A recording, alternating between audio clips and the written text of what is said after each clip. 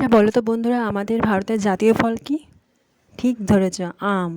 তো এখন তো গরমকাল, এখন আমের সিজন চলছে, তো সবার বাড়িতে প্রচুর আম।